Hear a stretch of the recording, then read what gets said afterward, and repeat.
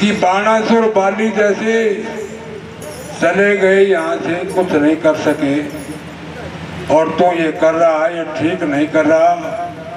मगर दुर्योधन कब मानने वाला था, कहने कि तुम यहाँ से जाते हो कि नहीं, अगर नहीं जाओगे तुम्हारा वध कर दिया जाएगा, हमारे इस राज्य से बाहर निकल जाओ।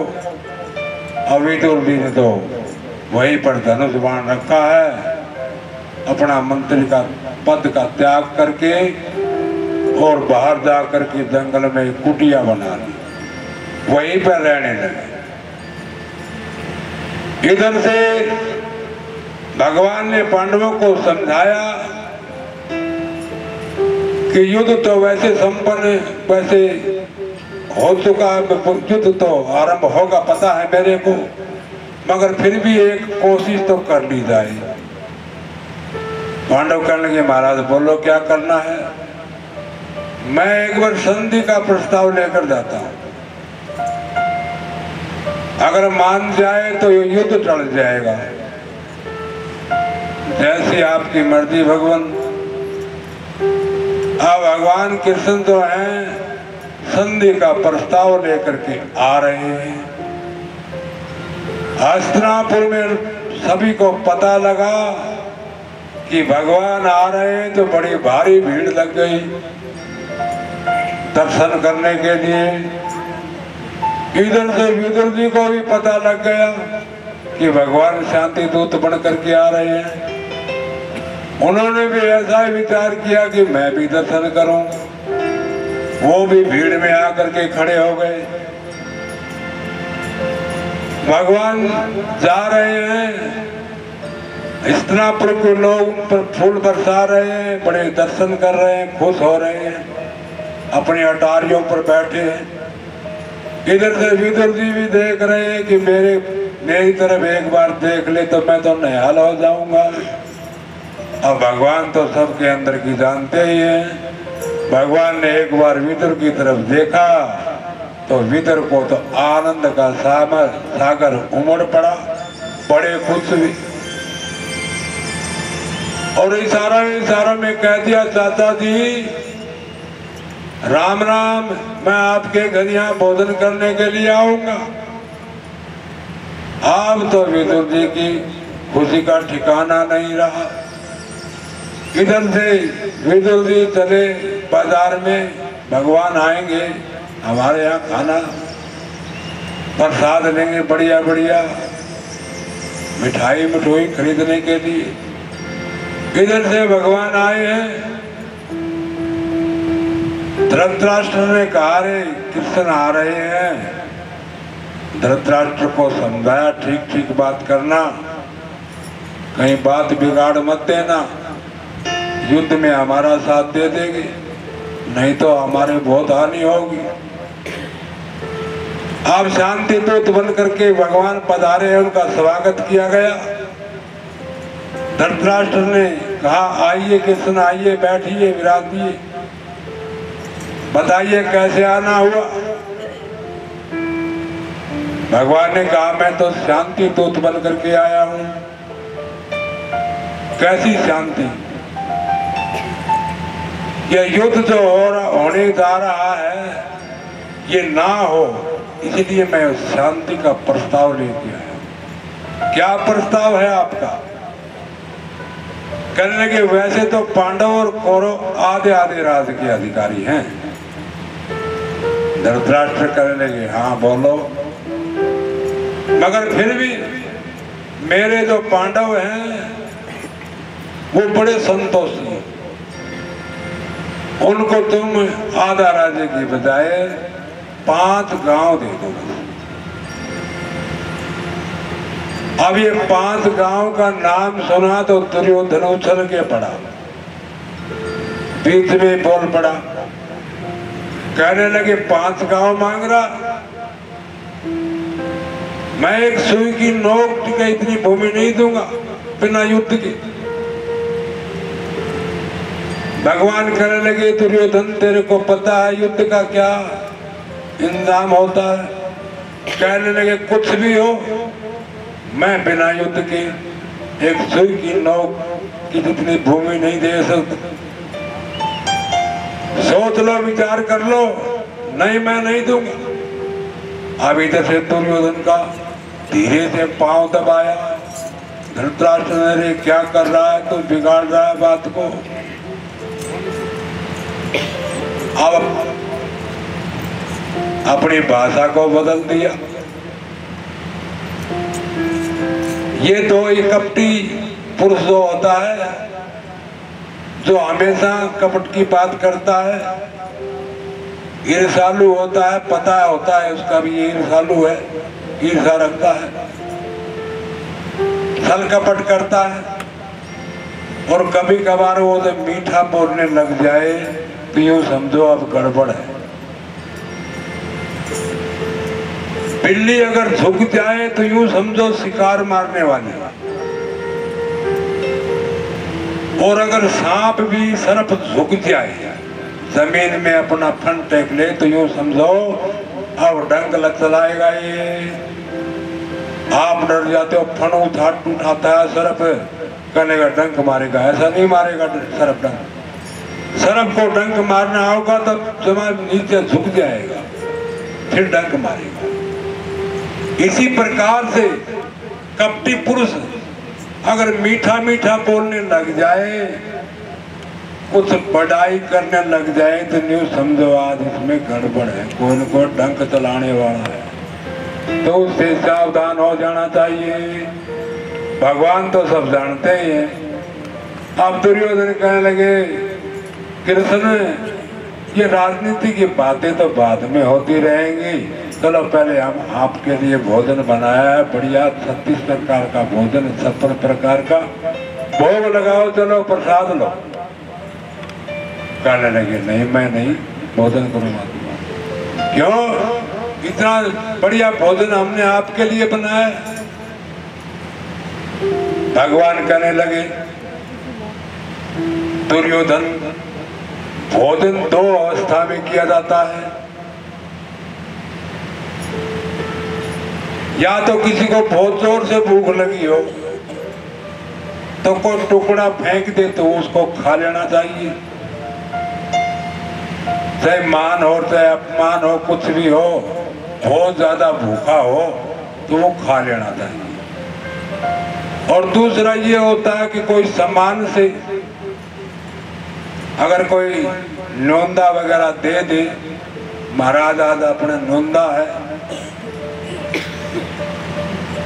तो भूख तो है नहीं, फिर भी जाना तो पड़ता ही है, थोड़ा मोटा खा लेना पड़ता है।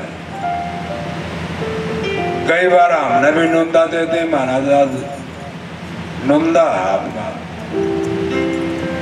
तो नोंदा है तो क्या करा, भूख तो कौन के जावा नोंदा में युवा 2 रोटी धर लियाओ, हलवा लियाओ, खीर लियाओ, न जाने कितना सामान धरते हैं। अब भूख को नहीं 1 रोटी की, 8 दिन नहीं खाया तो बड़े बड़े बड़ा धर्म संकट में फंस गए। नोंदा ओट तो लिया कि मुश्किल होगी, जिन नहीं खाया तो दक्षिणा नहीं देगी माई। नुका थे कि खाया है कौन तो क्यों दिया। एक बार एक बाबा जी थे, उसने बोले बाबा राम कौन बरसा है, राम बरसा दो ने बोले भाई तेरे कितनी जमीन है, कितनी खेती करे, बोले मेरे तो 2 कनाल ही है बस, दादा को। तो फिर चिंता न कर, तेरे बरसा देंगे। फिर न्यूनता देना पड़ेगा भाई। हाँ न्यूनता दे दिया, 5 हाथ 10 चेले थे, सबने न्यूनता दे दिया। वो खीर खार खाई, खूब हलवा पूरी। और वो फिर गुरु जी कहने लगे, चलो भाई खड़े हो लो, के महाराज के बात महाराज घड़िए ठा दो, इसकी 2 कनाल भरनी पड़ेगी अपन। न्यूनता दी अगले वो 2 कनाल रात में भरी गई घड़िया। और वो देखा गांव वाले रहे तो बरसा लिया, तो नोंदा दे के बरसा लिया है, तो अब आपके खेत में गांव वाले इकट्ठे हो गया है, महाराज हम भी अपना निंदा दो, हमारा भी बरसा दो। और वो चेले आए बाद के, बोले बाबा जी हाँ लुंदा उठा ना तो तेरा दम पर उठी, मारे टक्कर पड़ रही है काल आड़ी। रात में सारी रात ये घड़िए ढोडो के मारे आड़े टक्कर पड़ गई। हमें मारा भरोसा निंदा ना उठ लिए तो इवे निंदा सदा ये हमें उठ तो लिया, ये करा कि माई के काम करे भीतर चली जा और सामान लाने 2 रोटियां में तो 1 रोटी ठाकी गोद में गा लिया। और वो ओढ़ फोड़ करते थोड़ा सा सामान रख ले बाकी बार करते। और वो एक बार और चक्कर मारा इतनी बार में अपने करके काम तमाम है। माई मन लगे 2 रोटी खा गया बाबा, देखो मेरा 1 गोद में गा ले गया। करनी पड़े भाव तो भगवान करने के भाव वो तो खाना पड़ता कुछ है। तो मेरे पास ना तो मैं तो भाव है तुम्हारा कोई भाव है नहीं, और ना मेरे को भूख है। दोनों अवस्था में मैं भोजन कैसे कर सकता हूँ बताओ। मेरा तो निमंत्रण आया हुआ है, निमंत्रण कहां से आ गया महाराज? मेरा निमंत्रण विदुर जी से आया, विदुर जी से। वो तो खुद भूखा बैठा है, आपको क्या खिलाएगा?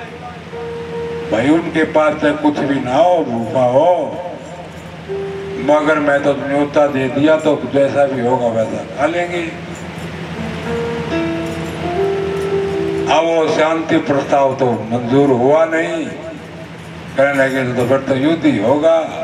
वापिस आए भगवान विदुर जी को पता लग गया कि भगवान हमारे घर आने वाले हैं। इधर विदुरानी को भी पता लग गया था कि हमारे घर भगवान आएंगे। अब विदुरानी के यहाँ जा करके आवाज लगाई, चाची थी घर पे हो? अब विदुरानी ने विचार किया भगवान तो आ ही गए, इतने जल्दी। स्नान कर रही थी, दौड़ी आई भाव में, पता ही नहीं क्या हो रहा है क्या नहीं, गीले वस्त्र है। कहने की आ गए भगवान आ गए। कहने की चाची आ तो गया मगर ये वस्त्र तो पहले आप सूखे पहन के आओ। अच्छा ध्यान ही नहीं रहा, कोई बात नहीं अभी आती हूँ। ले पहन के कपड़े आई, आओ आओ इधर आओ, इधर बैठो, एक पाटड़ा ले लिया। अरे वो इस कोण में बैठना नहीं, ये कोण ठीक नहीं है, इधर बैठो। ये ना ये भी ठीक नहीं, इधर बैठो, ये भी ठीक नहीं। सारे घर में चक्कर कटा दिया, ये भी ठीक नहीं, ये भी ठीक नहीं। एक जगह देख करके कहने लगी हाँ ये जगह ठीक है, और वो पाटड़ा उल्टा कर दिया, ऊपर ने टांग कर दी पाटड़े की और तड़न कर दी कड़े।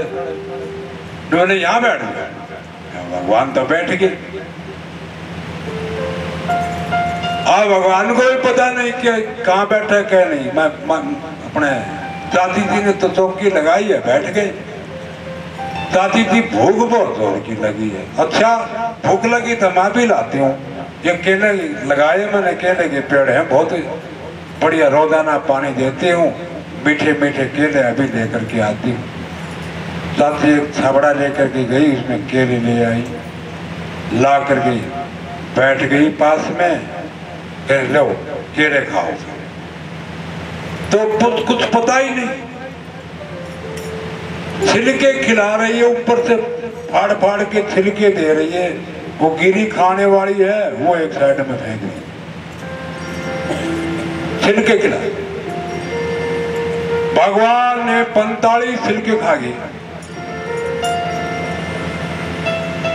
और इतनी देर में फिर भी तुलसी आए, अरे सुनती हो? हाँ बोलो क्या बात है? हमारे घर यहाँ भगवान आएंगे आज? भगवान आएंगे, वो तो कब के आ चुके हैं, ये मैं केले खिला रही हूँ। हो आ गए तो बहुत ही अच्छी बात है, कोई बात नहीं। अंदर आके देखा, वो ये क्या कर रही है? छिलके खिला रही थी और गिरी फेंक रही थी। ये क्या कर रही थी?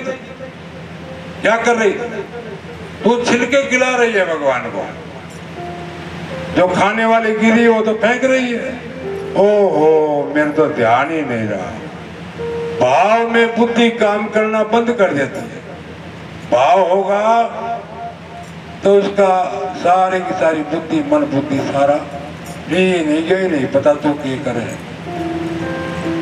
मेरी गलती हो गई, कोई बात नहीं। भगवान कर ले, कोई बात नहीं। साथी जी गलती क्या हो गई, मेरे को ये पता नहीं था आप क्या खिला रही हो। मेरे को तो ये जो छिलके दे रही थी वो भी बहुत मीठे मीठे लग रहे थे। अरे तूने ये पटड़ा भी उल्टा बिछा रखा। ओ ये भी ध्यान नहीं रहा।